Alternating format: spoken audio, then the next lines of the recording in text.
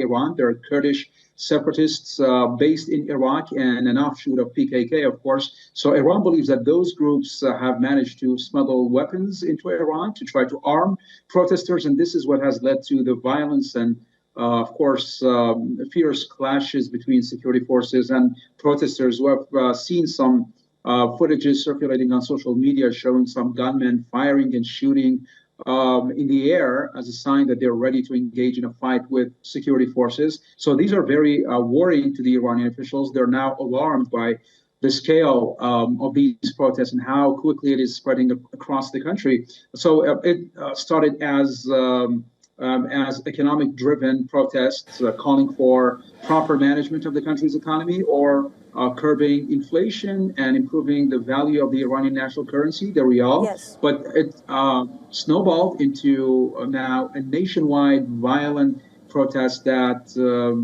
risks undermining the country's national security. You know, keeping this in mind, Yusuf, we've all seen how the conversation has now shifted to Iran after the American strikes on Venezuela. What's the kind of sentiment that prevails among the protesters, the youngsters who have been out on the streets for a while now? When it comes to Iran's official rhetoric, Iran is alarmed. The Iranian state television has been broadcasting some shows discussing, of course, the developments in Venezuela.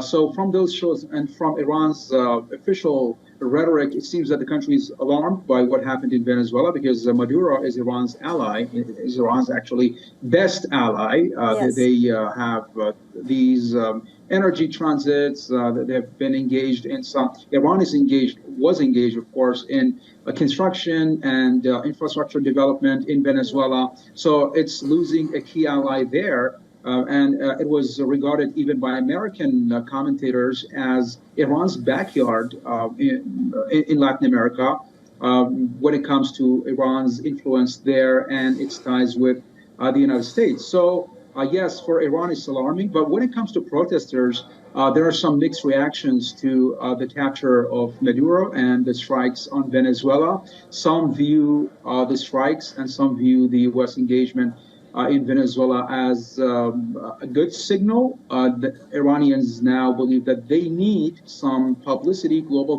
publicity and support from some external actors like the United States to try to feed this protest and finally lead it somewhere, at least to lead it to the improvement of the Iranian national economy, at least. But there are some worries and concerns too, because some protesters believe that any foreign engagement and any foreign intervention in these protests would undermine the country's national security, and they're alarmed by how the United States is trying to intervene.